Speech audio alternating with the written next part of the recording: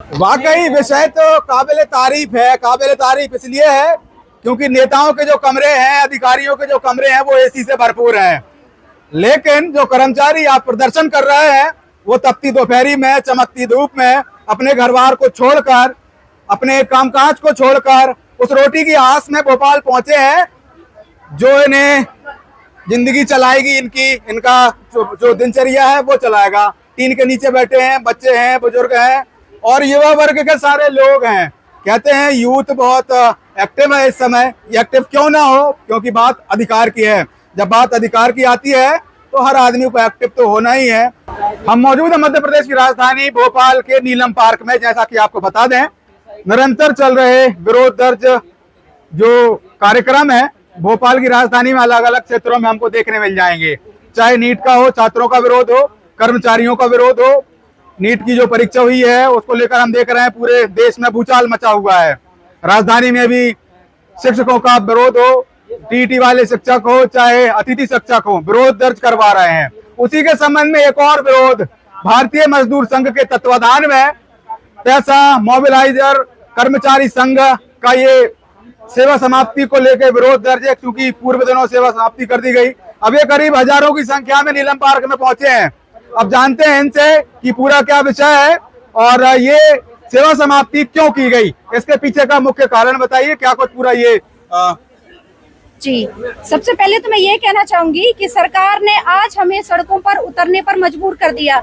हम तो निम्न मानदेय के छोटे कर्मचारी थे जो अपनी साइकिल लेकर गांव-गांव तक जाते थे और जो योजना सरकार को भी नहीं पता कि हमने कौन कौन सी लागू की है, लेकिन वो उनके कर्मचारी को पता थी। वो कर्मचारी एक एक घर जाकर एक एक व्यक्ति से मिलकर न केवल वो कार्यालय के समय पे सेवा प्रदान करता था, बल्कि आधी रात में भी यदि कभी कोई समस्या आती थी तो पुलिस वालों के सहयोग करके शांति समिति के अंतर्गत मामला को खुद दर्ज करता था, समझौता करने का प्रयास करता था, उसके बाद कुछ करता था। इसलिए इसका सकारात्मक प्रभाव यह पड़ा कि आदिवासी क्षेत्रों में कोर्ट कचहरी का जाना आना कम हुआ, परेशानी कम हुई और सामंजस्य भाईचारे की भावनाओं का विकास हुआ है, हिंसा कम हुई है, जाति धर्म विभेद कम हुआ है मोबिलाइजरों से। और सरकार को यही डर था कि ये युवा है, सबसे ज्यादा शिक्षित है। हमारी जब चयन प्रक्रिया देखेंगे तो जो सरकारी की जो कंपटीशन एग्जाम होता है बिल्कुल वैसी हमारी प्रक्रिया हुई है। सबसे ज्यादा शिक्षित युवा वर्ग, मैं LLM एडवोकेट हूँ, उसके बाद भी ये सेवाएं दे रही थी क्योंकि मेरी एक समाज सेवा की रुचि थी। मैं वकालत को छोड़ के यहाँ उतरी थी, लेकिन सरकार को शिक्षित, पढ़े लिखे और समझदार और ईमानदार कर्मचारी नहीं भाए। और दूसरी चीज, ये जो आदिवासी का नाटक करते हैं, ये आदिवासी कर्मचारी थे, ये आदिवासियों के लिए थे। कहने को केवल 20 जिले में है, लेकिन आदिवासी पूरे प्रदेश में है। कहीं न कहीं अन्य जिलों से जुड़े हैं, ना केवल ये अपने जिले में सुविधा प्रदान करते हैं, बल्कि जहाँ जाते हैं वहाँ ये सहयोग की भावना का काम करते हैं। लेकिन सरकार ने आज सड़कों पर उतरने के लिए मजबूर कर दिया, आज कटोरा लेके भीख मांगने पर मजबूर कर दिया, क्योंकि युवा पीढ़ी अब ना ही तो सरकारी नौकरी है और ना इनके पास कुछ है। जिनकी शादी हो चुकी है, बच्चे हैं, या तो वो भीख मांगेंगे नहीं तो ये भीख मांगेंगे। और आदिवासियों की बात करती है, इसमें पूरे आदिवासी हैं और इसका जवाब न केवल ये आदिवासी कर्मचारी देंगे बल्कि पूरा आदिवासी समाज देगा, क्योंकि ये उनके मुंह पे तमाचा है। पैसा एक्ट, जल जंगल जमीन, ये उनका मुद्दा था। हम उनके काम कर रहे थे जो आज भी झुग्गी झोपड़ी में रहते हैं। मोबिलाइजर, उनको वहां तक मोबिलाइजरों की पहुंच है जहां तक सरकार का पूरा सिस्टम पहल है, वहाँ मोबिलाइजर काम करता है। लेकिन सरकार को इन गरीब मोबिलाइजरों की, अल्प मानदेय वालों की, जिनका 1 वर्ष से वेतन नहीं मिला है, भुगतान नहीं हुआ, उसके बाद भी इस उम्मीद से काम कर रहे हैं कि नहीं सरकार हमारे लिए कुछ करेगी। सरकार पालक है, लेकिन सरकार पालक नहीं है।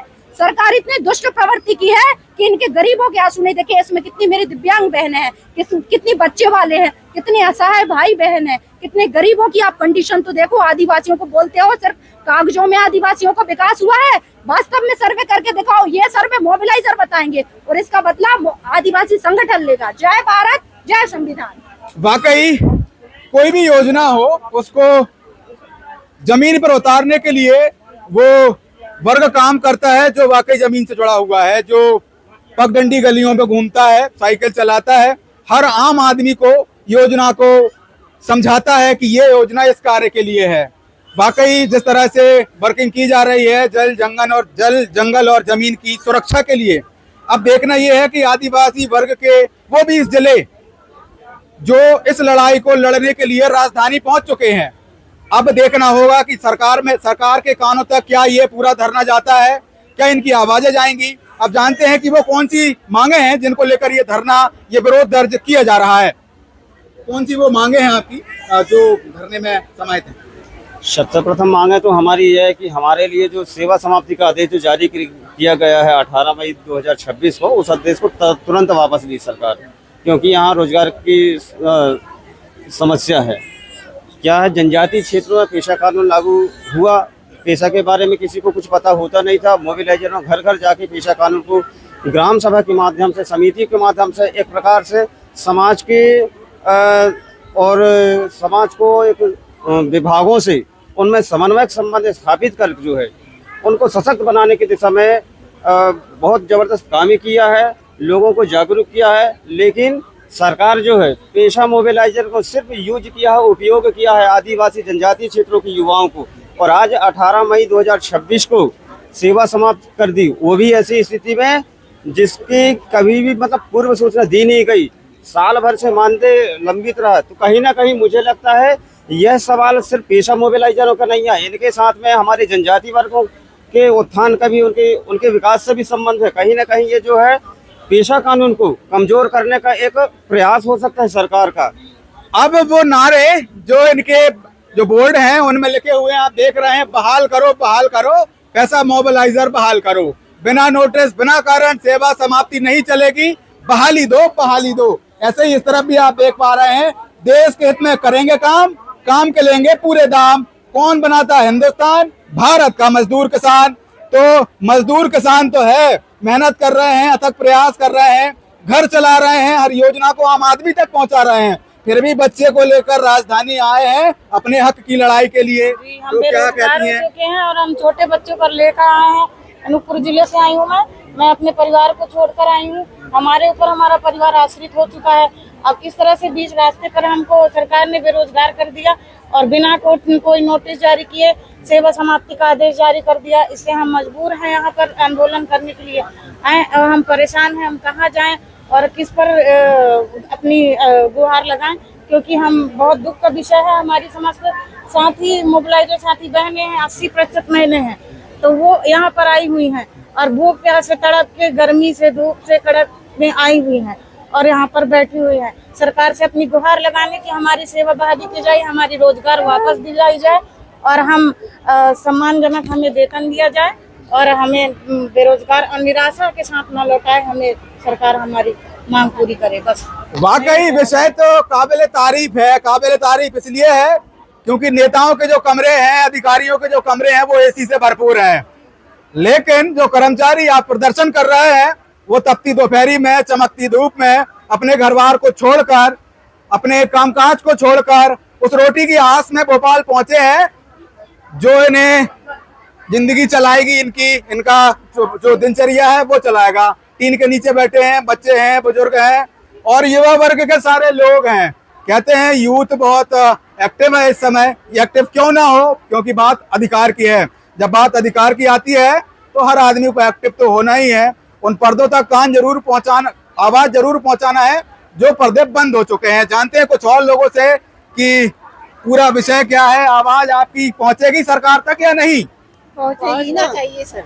हमारे संघ के माध्यम से पहुंचेगी, मजदूर संघ के और पैसा मोबिलाइजर। हाँ।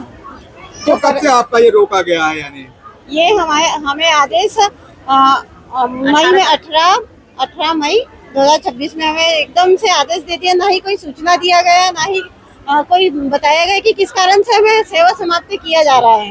तो हमें इसका कारण जानना है कि क्यों किया, और ऐसा करना था तो पहले हमें सूचना देना। वाकई युवा शक्ति है, युवा वक्ति है, युवा ही इस भारत का निर्माता है। अब निर्माता इस तरह से प्रदर्शन करने में उलझा रहेगा तो वाकई बेहतर भविष्य का निर्माण हिंदुस्तान में कैसे संभव है? आपसे पूछता हूँ, एक युवा वर्ग से आप आते हैं और खास तौर पे देखा जाए जिस चीज की सरकार बात करती है वो है युवा, यानी जो शक्ति है, जो भक्ति है, और वही आने वाले कल का निर्माता भी। तो कैसे देखते हैं आप? आदिवासी वर्ग से भी आते हैं जी। आदिवासी बाहुल क्षेत्र से हम लोग हैं, कर्मचारी के रूप में पंचायतों में कार्य करते हैं और पेशा जैसे एक महत्वपूर्ण कानून को जन जन तक हम पहुंचाने का कार्य हम करते हैं। जिस दिन ये काला आदेश जो गवर्नमेंट से 18 मई को आया, उस दिन मैं शांति एवं विवाद निवारण समिति एक प्रमुख समिति है पेशा अधिनियम को लेकर के। उसमें मैं शांति समिति में बैठा हुआ था, समन्वय कर रहे थे और हमने उसका समाधान भी किया। ऐसे हम पेशा कानून को हम जन जन तक पहुंचा रहे हैं, लेकिन शासन ने उस दिन हमको इतना बड़ा शॉर्ट मतलब लगा, समस्त कर्मचारियों को हम कार्यरत थे और बिना नोटिस के हमें तत्काल सेवा से बर्खास्त कर दिया। तो संघर्ष हमारा कल होगा, संघर्ष अगर सच्चाई है तो संघर्ष नहीं निष्फल होगा, जो आज नहीं वो कल होगा। तो कैसे आपका संघर्ष रंग लाएगा, कैसे सरकार सुनेगी और दोबारा आपकी बहाली की जाएगी? मैं अनूपपुर जिले से जनपद पंचायत जेतहरी से हूँ। मेरा नाम मीरा देवी राठौर है और जिस तरह हम पूरे ईमानदारी से ये काम किए हैं, हम सरकार से वही चाहते हैं कि पूरे ईमानदारी से हमारी नौकरी हमें फिर से पूरे इज्जत के साथ वापस किया जाए। ये हमारा इज्जत नहीं, हमें बेइज्जत करके हमें बीच राह पर छोड़ा गया है। जिस प्रकार हमने मेहनत करके छोटे बच्चों को छोड़ के हमने काम किया है, गांव में जाकर घर घर तक जाकर एकदम जहाँ पे हम रोड तक नहीं बना है वहाँ तक हम जाते थे, हमारा पहुँच का मार्ग नहीं था, वहाँ पर जाके हमने EKYC का काम किया है, फार्मर ID का काम किया है, आयुष्मान कार्ड का काम किया है, जॉब कार्ड का काम किया है, KYC किए हैं, SIR का जो BLO जिनको 60,000 से 70,000 रुपए तक मिलता है वो तक नहीं कर पाते थे। जो काम हमने किया है हमने कर दिखाया। BLO जो अटैक में कोई खत्म होते थे, कोई किसी को BP होता था, वो काम हमने पूरे ईमानदारी से किया है। लेकिन जब कार्य पूर्ण हो जाने के बाद वो हमें बीच रास्ते पे लाके छोड़ दिया। ये न्याय नहीं कर रहे हमारे साथ, अन्याय है। हम न्याय चाहते हैं अपने और अपने बच्चों के भविष्य के लिए। हमें पूरी ईमानदारी से न्याय दिया जाए और इस संघर्ष के लिए हम आगे तक लड़ाई करेंगे। जब तक हमारी मांगे पूरी नहीं होगी हम पीछे नहीं हटेंगे। बस शासन से यही प्रे है कि हमारी मांगे पूरी की जाए और हम अपने कार्य में फिर से कार्यरत हैं। वाकई आप मेरे पीछे देख पा रहे हैं, काफी संख्या में यहाँ पर लोग मौजूद हैं जो धरना प्रदर्शन में सम्मिलित हुए हैं। देश के आदिवासी वर्ग से आने वाले वो युवा जो कहीं न कहीं रोजगार के माध्यम से अपने बेहतर भविष्य का निर्माण करना चाहते हैं, उसे सुरक्षित करना चाहते हैं।